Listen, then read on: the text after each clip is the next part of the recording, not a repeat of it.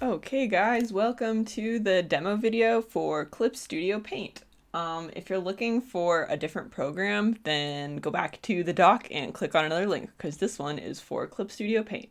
The links are also in the description. I've already loaded these in, but if you need any help loading brushes yourself, you need to make sure you have this subtool panel on. Under window, you need subtool brush open. You need the subtool panel open. And then you just come to these three lines and you'll click import subtool. You'll find them in your files and you can either drag them in one by one or drag them all in at once. And I recommend probably dragging them in at once because it will be a little bit less labor intensive than doing it one at a time. All right, so I'll just jump into this because there's a lot to get through. The first few brushes, the first one is this basic kind of cube shaped brush. I like using this brush in city paintings. I think it's really useful for all sorts of stuff. It's just nice to have like a rounded cube shape. Like you can see the edges are kind of rounded, so it's not super sharp. It's just like a nice soft boxy shape. And then this is a rectangle brush that is pretty much the same thing, but this one does have hard edges. People have asked me for these two brushes before, so that's why I included them. They're nothing special, but people see me using them and they're nice. I like them, so I threw them into this pack. Okay, for these next brushes, I set up kind of a half and half light and dark situation, since the next ones are mainly meant to be lights, like in the background of a city. So these are all different scattered city lights, so like for a far background in a city painting. And most of these have the particle setting turned on. I originally didn't like this setting, but if you have this tool property panel open, I actually see the benefit of it. So see, if I turn this slider up here, up or down, it makes the lights, the actual like tip shape get bigger or smaller. Like that's so small you can barely see it. If I turn it up, you can see it a little bit more. If I turn it way up, then it gets much bigger. And that is different than the amount of space that I'm drawing. So for example, I can make the tip small and just do like one at a time, or I can make the tip big and do a lot of them every time. So the brush size and the particle size are two different settings when it's set up this way. And after playing around with it, I actually kind of like that. So I left it that way. But just keep in mind that in order to make the particles, like the lights themselves, bigger or smaller, you will need to adjust this particle size slider here. Which you can find this under the tool property panel. So that's also up here. You're just going to want to go up to window and then find the tool property panel. So that's just the first one. There's a bunch of these different distant city lights. It's another one. They all just have like a different pattern. This one's a bit flatter. And in Clip Studio Paint, you can create a straight line with the brush by tapping down, holding shift, and then it brings this line up, and then you will tap down again, and that creates a solid line. Here are some bigger ones, and whenever we're creating these like distant lights, we want to create kind of an interesting pattern of areas with more lights and areas with less lights, and also vary the color up. So go over to the color panel and pull some different shades of oranges and reds and white and just kind of vary that up. Some more, these are kind of big flat lights. And then these are really like clustered lights that have some color dynamics on them as well.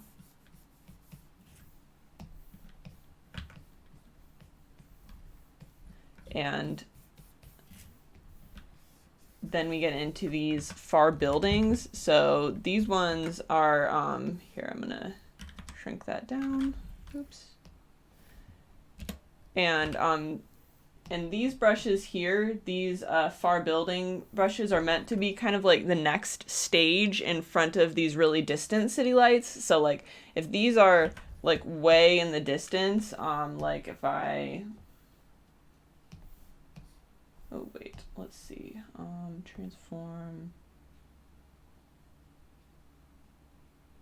free transform? There we go.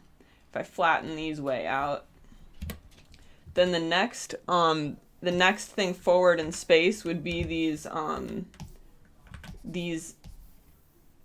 far buildings. So these are also meant to be used as like light colors against dark, and they're just slightly more organized sets of lights that you can like put into kind of a building shape, you know? Like you can make it look a little bit more like a building. These are all meant for like the back area of a painting, like, you know, like the distance. And then same thing, but even more organized. You can kind of see what I mean by starting to like organize these lights into buildings, you know, to create depth. So start with the totally random scattered ones, and then as it moves forward, they kind of organize themselves into buildings. Another one.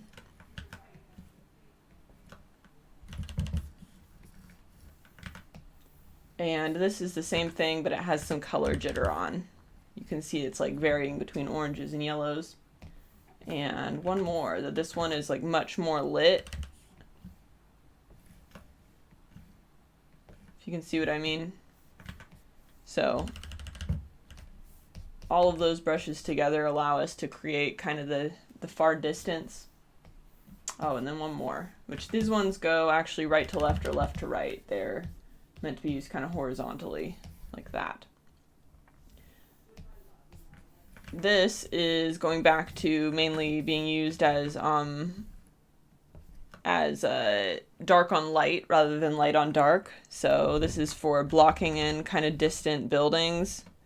We want to tap down and not have it show up, and then create a straight line like that.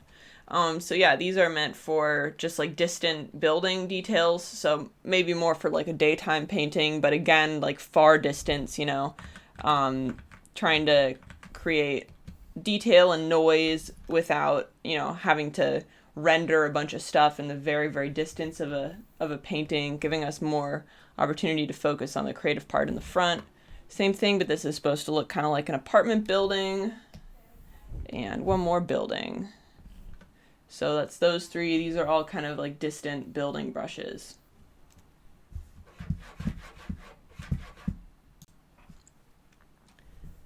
Next up, we have these city noise brushes, and I'm going to use this photo from photobash.org. It's from a reference pack that I bought, just as like an example to show you guys what I mean. So, you know, it's kind of a pain to like figure out how to imply all of this noisy detail in the background, and it's, you know, not very creative, not very fun. So I've always really wanted a more like quick and less labor intensive way to block in that kind of detail. So that's why I created these brushes. So the idea is that, you know, we can really quickly block in some of this appearance of like, you know, random noise like that. Grab a darker color, block in some.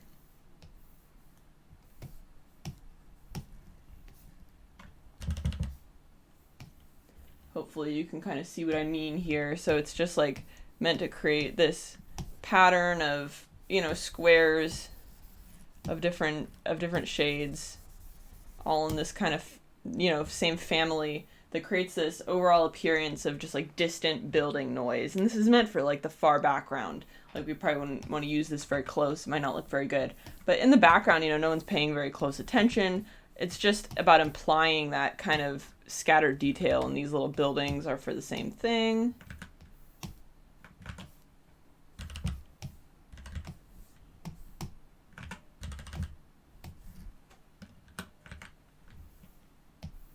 But yeah, just for implying city noise as quickly as possible. That's the whole idea with these ones.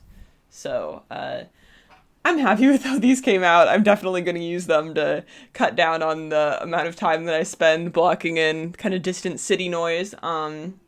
That is the city noise brushes. Then next we've got these different silhouette brushes. So these are for really quickly blocking in distant silhouettes of cities, you know, like also kind of in the far background. So we've got those two. And then we've also got these ones that are just made of, you know, squares and rectangles of different proportions that we can use to block in buildings. And we can combine these with the city noise brushes to, to generate more of a realistic appearance of distant city stuff. Do you kind of see what I mean? Like if we layer them and keep layering them. And then this one has some windows implied for some variation with windows. And that's just another way to kind of block in like distant city stuff quickly.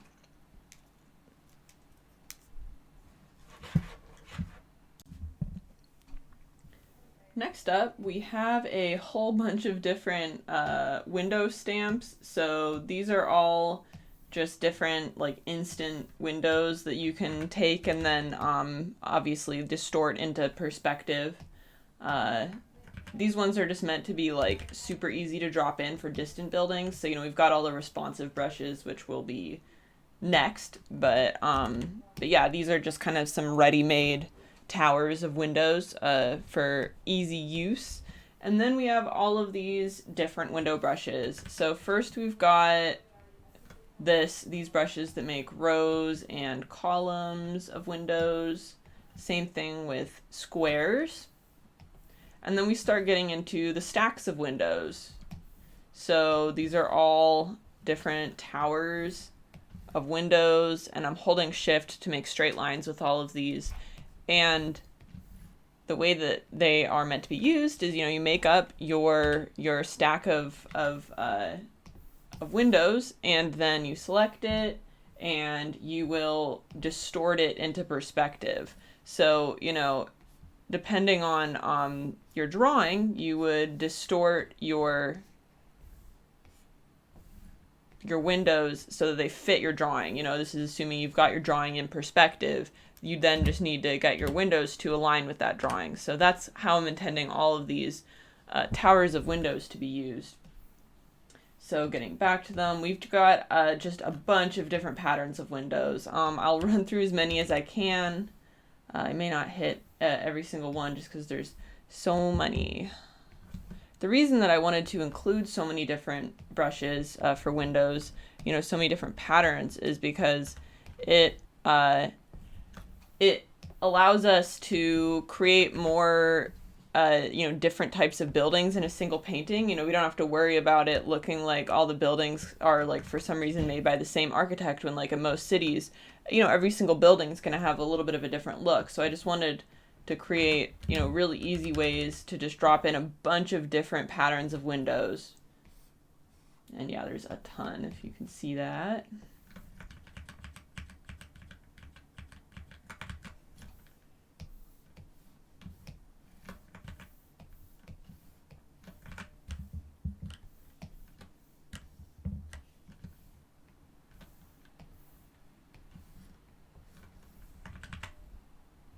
And these all are like adjustable to whatever height you want them to be. So it can be a massive skyscraper tower, huge like these, or it could be like a smaller building.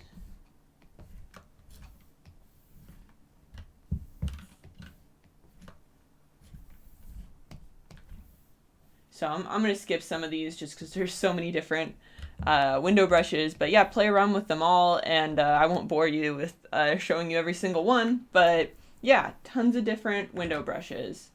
Oh, here's one that I can show.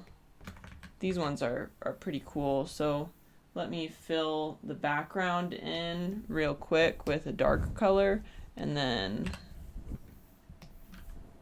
grab kind of a light orange color for this.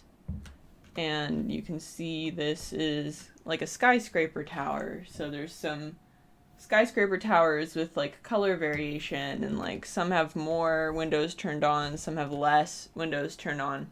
Anyway, tons of different types of windows. There's also these more design oriented ones that have like, patterns in them, more for like apartment buildings. Bunch of different apartment building window formations. Won't show all of these either. But yeah, all all those. Okay, next there's bricks. So let's fill the backdrop with like that color, kind of like the white space in between bricks, and grab a brown. So there's a line of 4 bricks. Oops, that's too big. Let's do smaller. 8 bricks, 16 bricks. And then there's bricks with more color variation.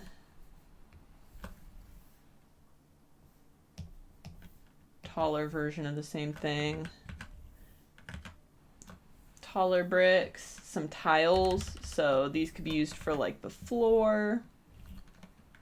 Like, let me show you what I mean. Like, this could work for anything. It could work for a wall too, but I'm thinking of mainly like if we're drawing like a floor, you know, and we want kind of something like this.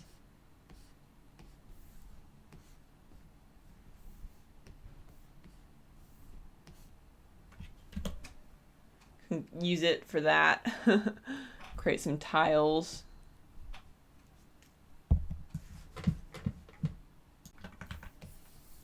Got kind of the same thing, but just with squares. And then a taller version of that. Like, these patterns can be used for all sorts of stuff. I think that like kind of square shaped noise is really useful for cities in general. So after that, we have the railings, and that is the last section. Now, I haven't shown every single one of these brushes. There's like a cheat sheet that shows all of them that you can look at if you want to see all the different options. And then I just don't want to, you know, make this video too long and boring, but just kind of give you guys more of an overview. So here is the railings. So they're also kind of like a click and drag situation, or not click and drag, click, touch down, or tap down, hold shift, and then make the line, and then tap down again. So all kinds of different railings. There's a balcony stamp, fire escapes,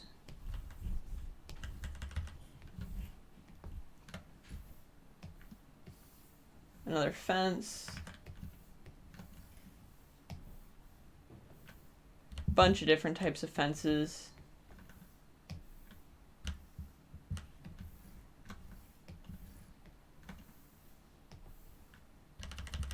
I won't show every single fence, but here's a few. So there's a bunch of different patterns of fences.